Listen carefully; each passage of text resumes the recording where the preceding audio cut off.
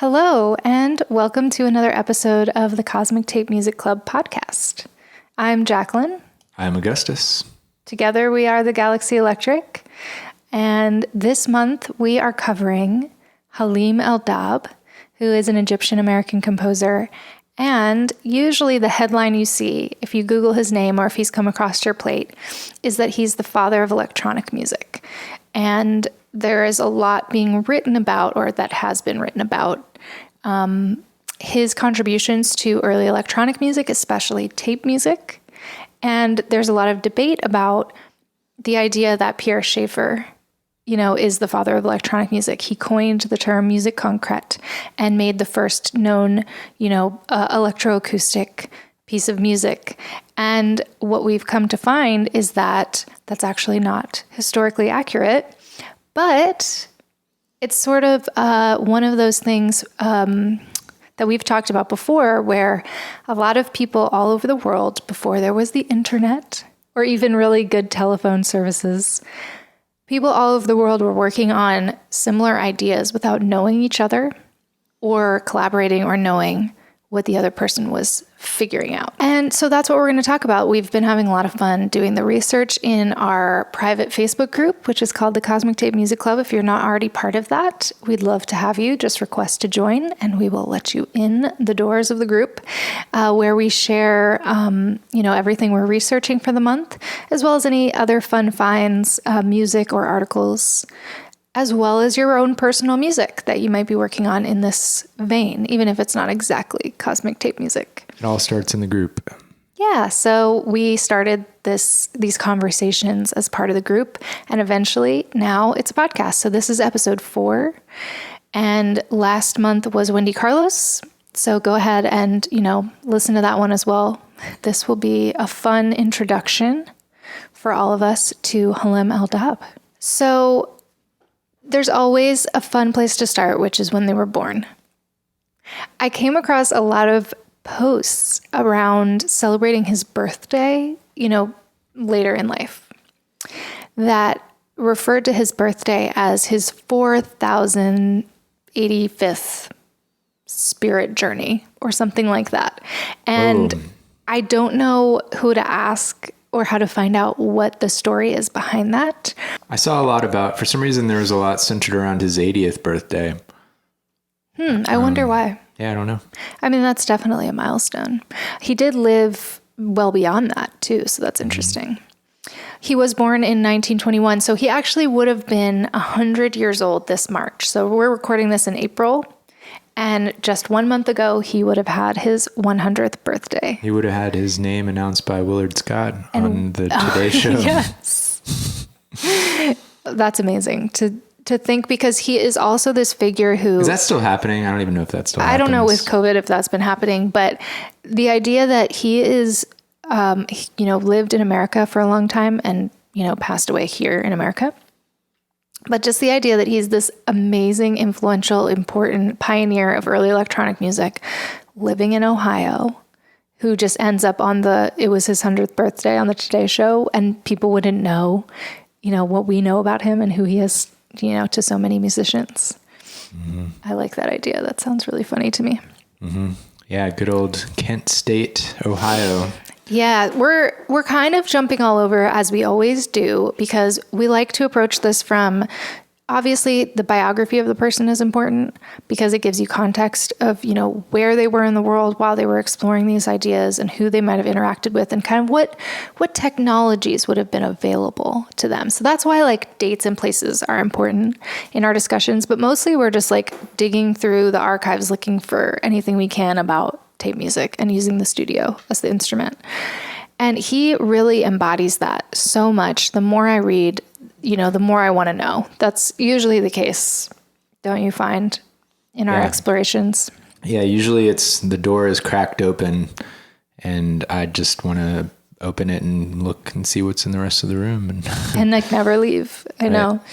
And then open a side door and be like, oh, Sun Ra's over here. Or, having a good time. Everyone's hanging out. So where are we? Valhalla? Yes, we might as well be. Or Saturn. Most of these people that we cover are either really reclusive or have been have passed. So I think it's kind of cosmic that we didn't know when his birthday was, or that he would have been 100 when we decided to cover him. We decided to cover him because he is foundational to what what our group is about, what our study is about, what influences our music making. And while there's tons of amazing artists that we can cover and will cover and have covered that explored these same ideas, worked with synthesizers, innovated in electronic music, this research that we're doing is really about tape and how tape music, or the use of tape and the machines that had to be invented for them and everything that came out of using tape as a medium, is, the origins of electronic music in a way. So that's why we're excited to kind of lay this cornerstone of our group and our studies, as, Halim El-Dabh is really the beginning of tape music from the space age, as we like to call it. Doing creative things, doing musical things with pre-recorded sound, using wire recorders and tape recorders, as the medium. In this specific era when it would have been, easy to get tubes, easy to get tape, maybe not so easy to get the machines, but, this stuff was out there and commercially available. Wouldn't you say? Yeah. I mean, I feel like when tape machines first came out, they were sort of like trying to use a fax machine in the early 80s. Yes. Cutting edge, but very frustrating. Like, you could go to a place where they might have one that you could rent, or yes, having to go to Kinko's. Use it Absolutely. For a time. Modern reference. Check it out, so to speak. The Jacques Fresco model of civilization. Where everything's a library. Everything's a library. Ask us about Jacques Fresco if you're curious. That's for another podcast. Like our fans need to. I know, right? So I do just want to point out some highlights, things you may already know about Halim El-Dabh if you've heard his name before, or things that might be of interest because, you're listening to this podcast. So obviously you're interested in similar things to us. He was raised in Cairo, and he was the youngest of 9 or 12 children. I have that note somewhere and I keep mixing it up. 9 or 12. He's the youngest of mostly, from what I read, I only saw names of sons. So I don't know if they were all sons, but he's the youngest, and he grew up in Cairo in a very hip experimental arts neighborhood. That his family was extremely musical and social and supported the arts. Even though his father worked in agriculture, it wasn't like, they were artistes, But there was a love of the arts and a supporting of the arts. And he moved there in 1932 to Cairo, and he would have been about 11. So most of his, the life that you remember, right? The ages that you actually remember stuff, he was living in Cairo. And his older brothers were really influential. It sounds like they were having a pretty good time hanging out. It sounds like they all played music together and had social events at the house all the time. That sounds like a fun environment to me. Very supportive of the creative process. So they had a baby grand piano. They had a list somewhere of all the instruments they had in their house. They had some traditional instruments. They had some things that you would expect. Some things that were more specific to Egyptian culture. And he got to explore all of those instruments and sounds and ideas and see what other people were doing with them, kind of an observer. So his brothers were really supportive of teaching him how to play music too. So he played piano and all these other fun instruments.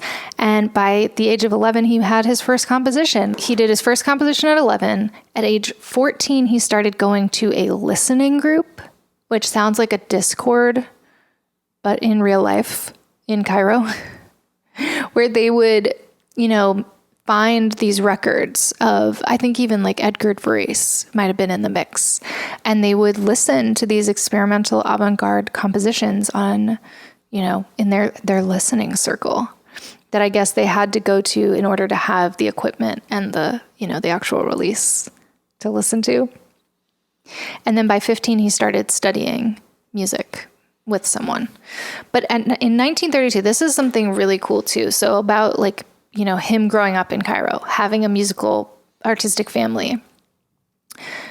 When they moved there, the International Cairo Congress of Arab Music that was hosted by the king at the time, who was also a musician himself, and he was a very avid supporter of the arts. So they put on this Congress of Arab music, and there was a very well-supported, from the top down, right? From the king all the way down, people were supporting the arts in Cairo. The fact that that was a place that the arts were being supported and that he grew up there, we get to experience the fruits of that.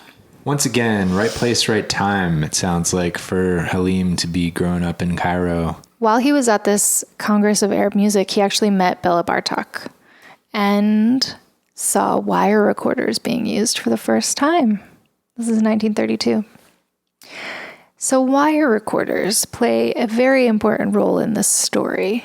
So I know we talk a lot about tape and reel-to-reel, but before there was a tape machine, there was a wire recorder. And the reproduction value, like the fidelity, was never really anywhere near what tape exactly had to offer. So the story goes that he studied music, and it always remained a hobby. Like I said, his first composition was at age 11. And then at age 21, I want to say, yes, 1942, he submitted a composition to a contest. It was actually sponsored by the Egyptian Opera House. And he won first place for this piano composition. But at the time, he was going to Cairo University for agriculture. That was kind of the family trade. So he was actually very dedicated to his work as an agricultural consultant, even though music is what he's known for and what, his legacy and what he lived his life doing. But in those early years, he went to university and he got his career going. And in the meantime, he's like doing music on the side, right? So he does that first piece in 1942, wins that contest. And then here come the brothers again. One of his older brothers actually worked at the radio station and was really into, the gear side of stuff. And so he had access to Radio Cairo, the radio station, and what was there but a wire recorder. So he and his friends would check the wire recorder out of the studio and use it portably, even though it wasn't really meant for that. And what he started doing was similar to Pierre Schaeffer, who around a similar time frame was going around Paris filming the sounds of industrialization. Right, the sounds of life in the modern era. What Halim El-Dabh was doing was going around Cairo and other parts of Egypt as well, and recording the sounds of life in the streets. So this is a much different source material than what Pierre Schaeffer created, his first music composition, which is the train song in English, is what I usually see it as. But what Halim was recording was a ceremony that was for women only. So he had to disguise himself. Dirty dog. Him and his friends would disguise themselves in the dress and hide the recorder underneath their clothes. And they would go to these ceremonies where they were doing an exorcism, a public exorcism. And this was apparently a very common ceremony that would be something you could find pretty easily. And he went to quite a few of these and recorded them. So it's all female voices performing this exorcism ritual. And then he took those wire recordings back to the radio station, the recording studio there. And it actually had movable walls. Maybe they, had the ability to change some things around and make, the space have a different, reverb time or whatever. Right, exactly. So this is in 1942 to 1944, right? That time frame. So the fact that he, was in a city that had this kind of equipment or this kind of a space is pretty unique, I think. Absolutely. I have, a little snippet from an article I found. So I'm going to try to piece from that some of the equipment he was using to make this. It's called The Expressions of Czar, and the ceremony is called the Czar ceremony. Over the years, snippets of this, it was a 25-minute piece. A shorter version of it is called a wire recorder piece, because it's considered, wire recorder piece is considered the first piece of electroacoustic music or tape music. So he did use an echo chamber in that recording studio. He had, the re-recording room. He had, it says, electronic machinery with adjustable voltage controls. I'd say maybe test equipment. Like oscillators. Yeah. Existed, tube stuff. He did this process where he took the wire recordings and then re-recorded them to reel-to-reel tape.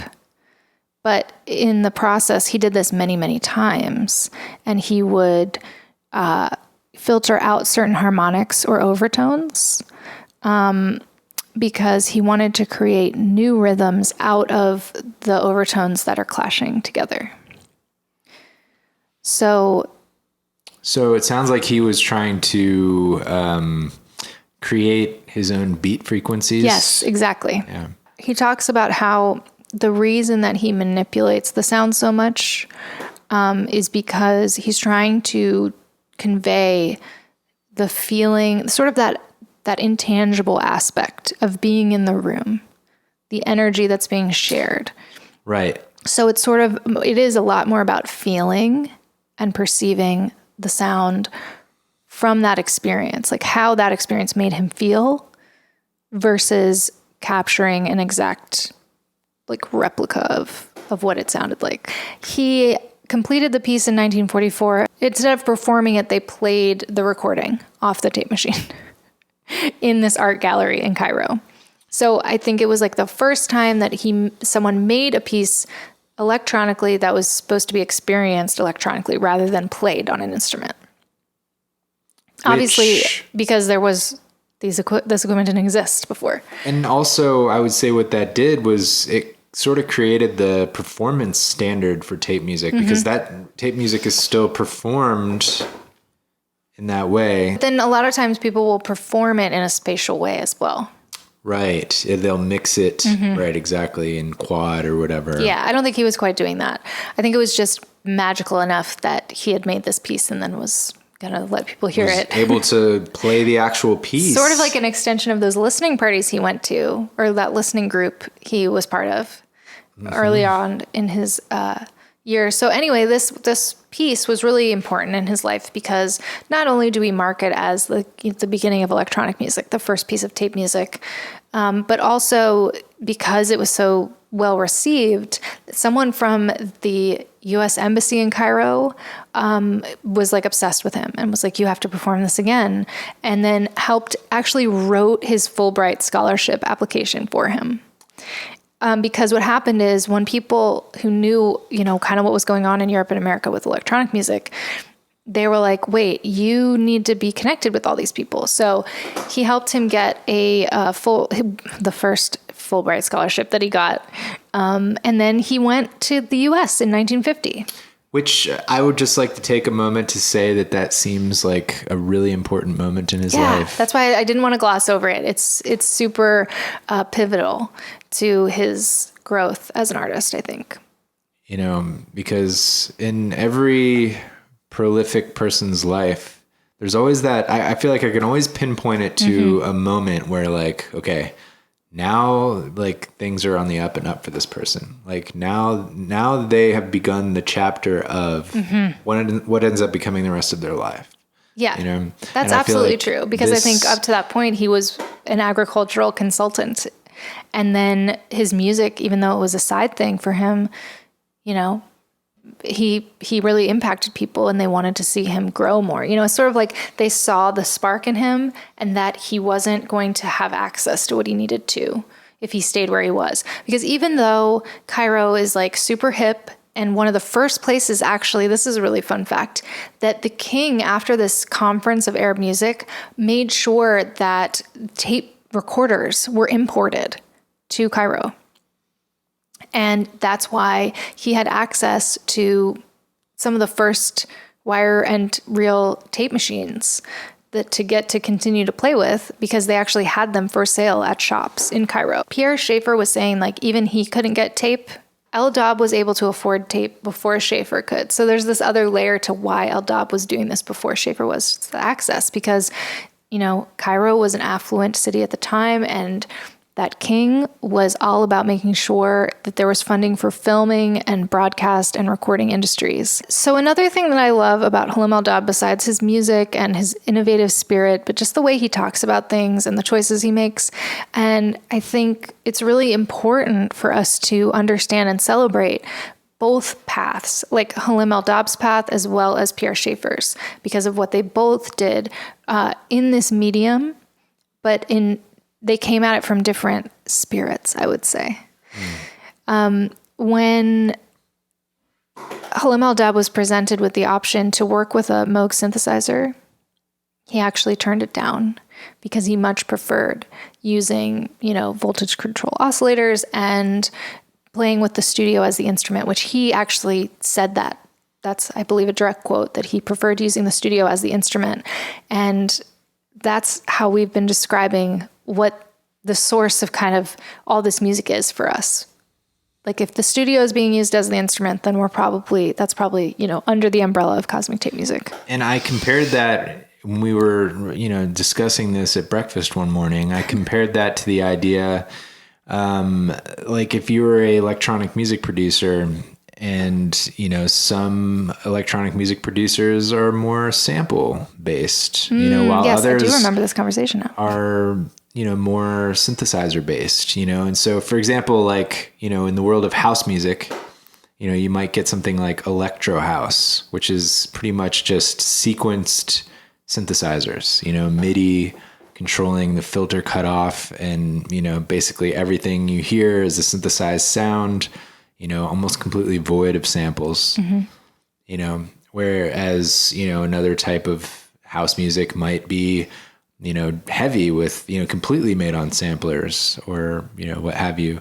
And so I feel like, you know, with Halim, he's basically said, like, you know, the process of, you know, recording sound, you know, in the idea of using these sounds creatively, that is, you know, what I'm doing here. That is what I'm excited about, you know, and that is how I will continue to make music, which reminds me of somebody like Delia Derbyshire. You know, she also preferred, you know, cutting the tape versus, you know, the synthesizer, and almost thought that the synthesizer cheapened electronic music. She did put a lot of hours into that tape splicing.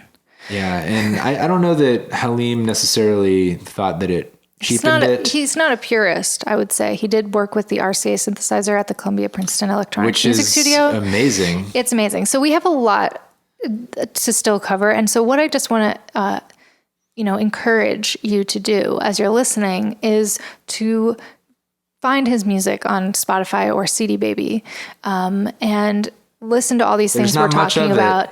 And, you know, find those articles. There's videos of him kind of pontificating about life and art. And I would just encourage you to explore this as much as possible, because he is going to inspire you.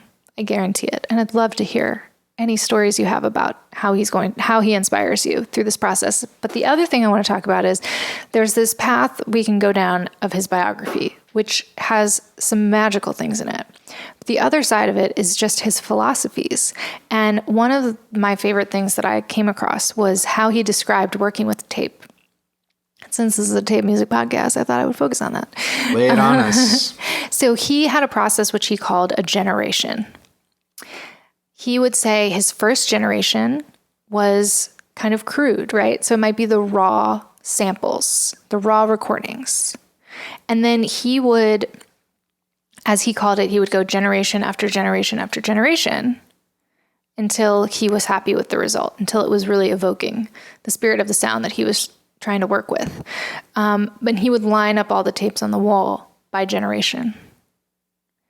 And, he would go to the wall and he would pick it out and mix it up again and then make something from that. And then that's like a whole new generation. And I love that because that is a lot of how I think about making tape music too, is it's obviously the art of using the equipment and recording to tape, but it's also then like the next layer and the next layer and the next layer, how you degrade it or manipulate it through those same processes over and over again. And it creates something new. It creates sound that doesn't exist in the world. And I think that's what he was chasing, this idea that there are sounds that the human ear can't hear. There are sounds that clash together in the air and you hear them only in that moment and they can't be captured because it's the experience of being in that space.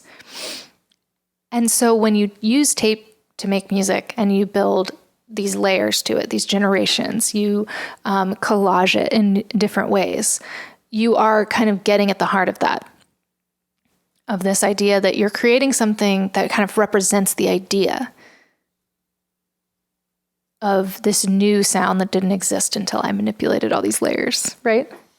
Right. Yeah. Like something that would be impossible to maybe... You couldn't write it or compose it or try to make it happen.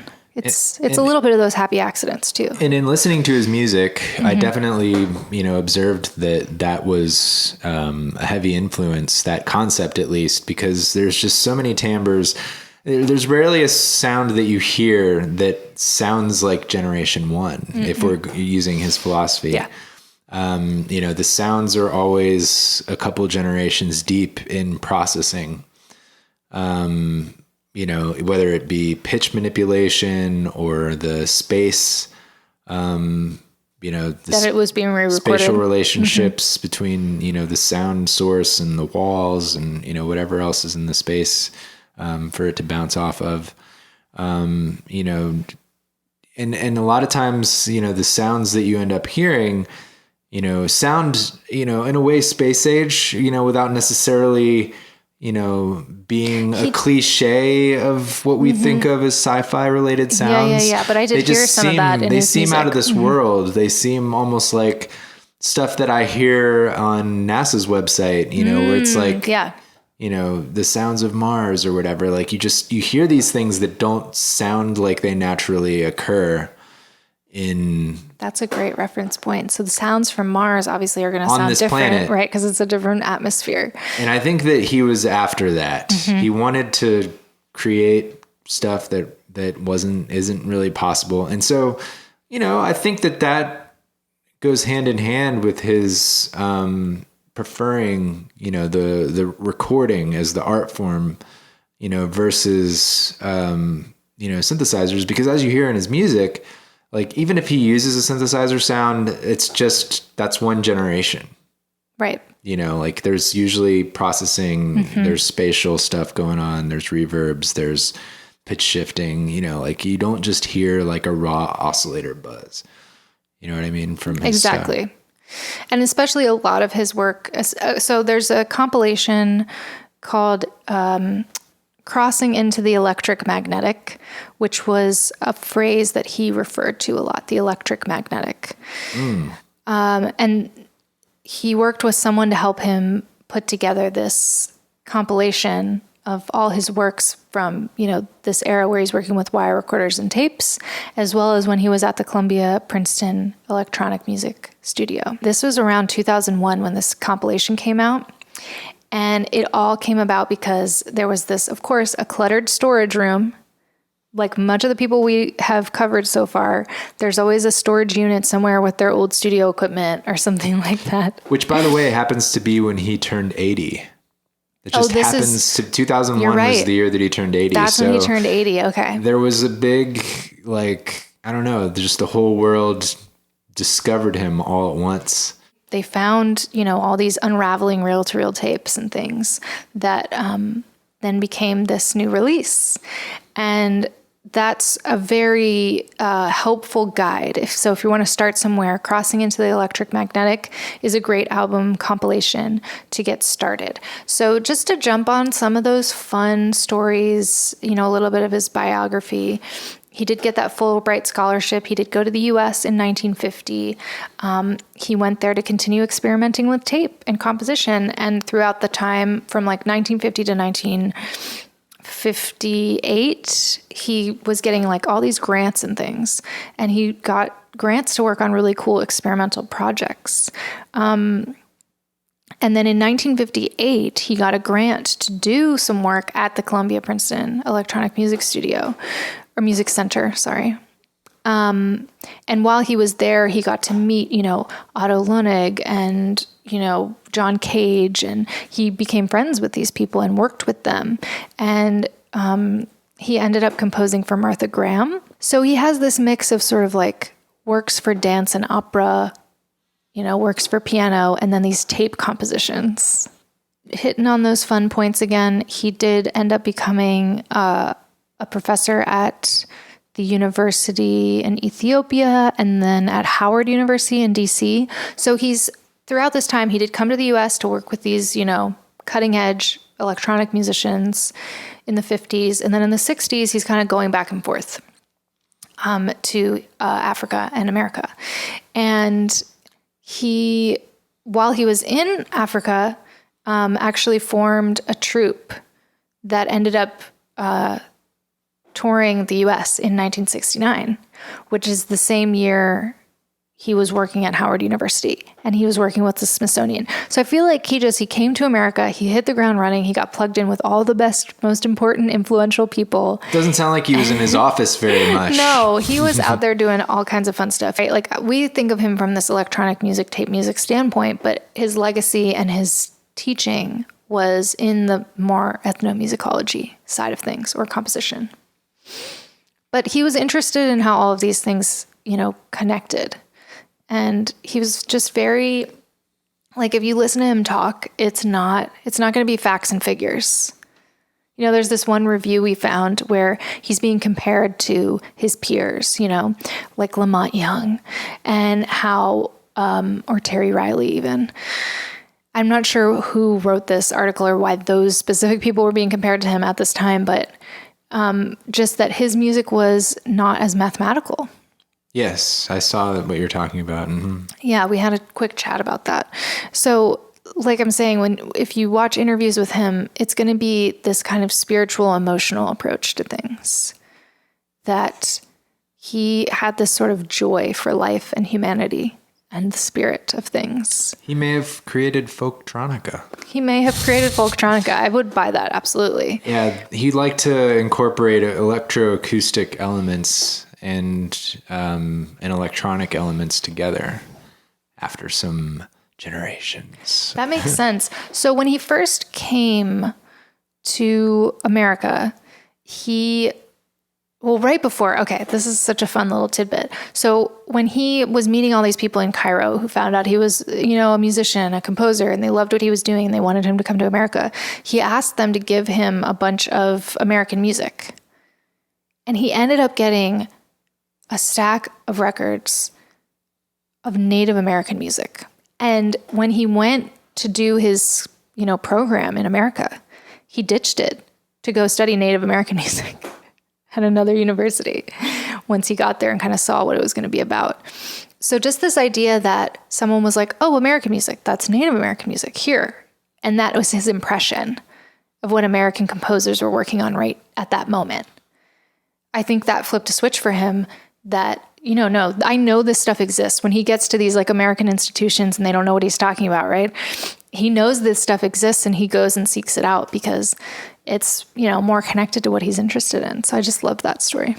Okay, so, he formed this musical troupe. It was called an orchestra, but I think it was like traditional instruments. I think what it was that he brought together music from all over the country in Ethiopia, I believe, because that's where he was teaching at the time.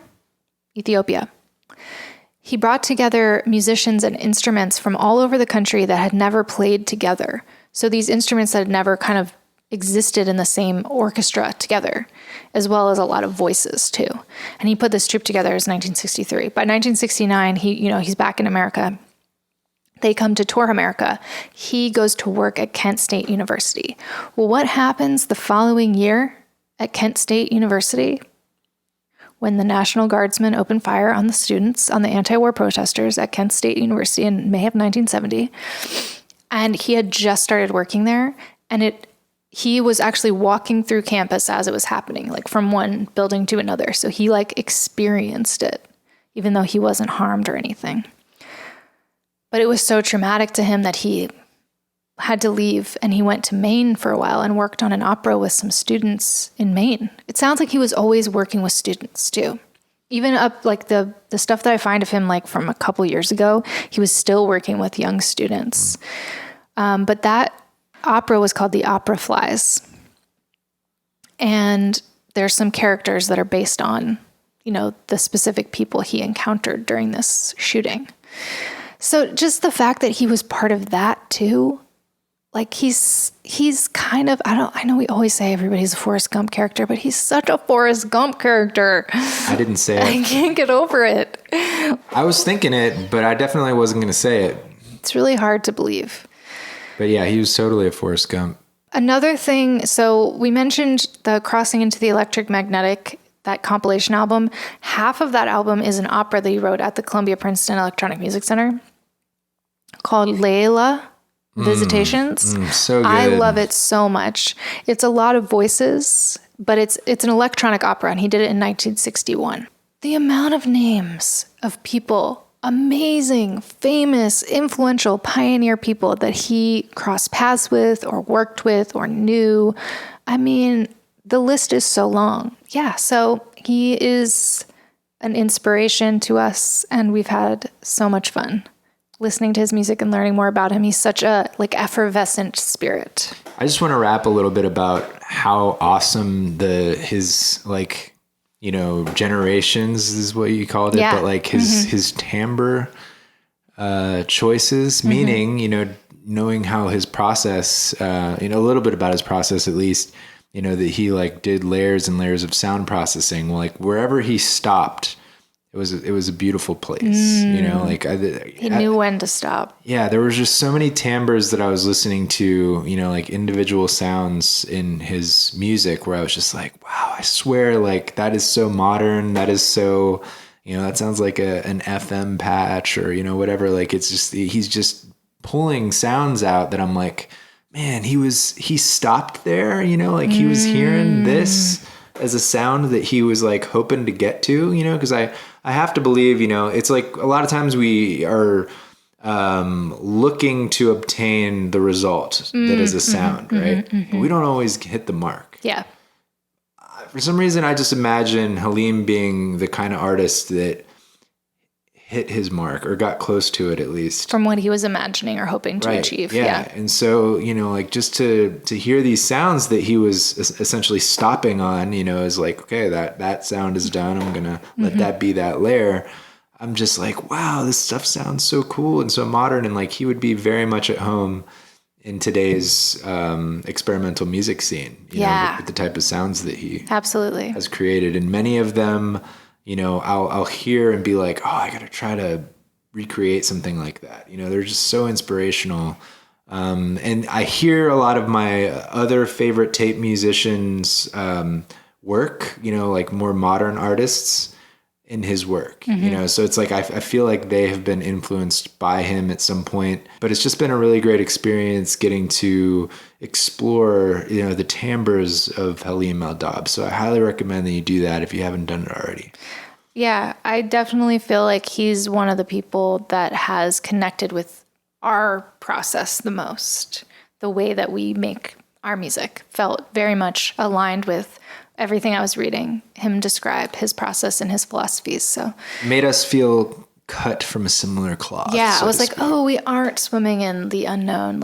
It's been swum in before. I will claim him as Godfather. Yeah. So what we do, at least. Yeah, I'm really glad that we got the chance to cover him this month, and we look forward to talking even more about him in the group. So please join us in the Cosmic Tape Music Club private Facebook group. We'll put a link in the show notes for you to join us there. And please send us any stories, links, personal anecdotes, things we should listen to. We love hearing from you. The research starts here, really. Yeah. This is just the beginning, and we're just, as always, hanging out with all our favorites all the time, getting to know how they're connected to each other and how we're all still connected today. Speaking of one of my favorites, thank you for listening to this podcast. And I wanted to take a second to mention the Source of Uncertainty podcast. Yes. It is hosted by our friends Kyle and Robert. They are group members. You can find that at sourceofuncertainty.audio, and it's available where all your podcasts are found. But I highly recommend checking that out. It's a monthly spot, with artist features, sometimes sandwiched in between. But it's very entertaining for, I would say, all things synth, but particularly in the Buchla realm.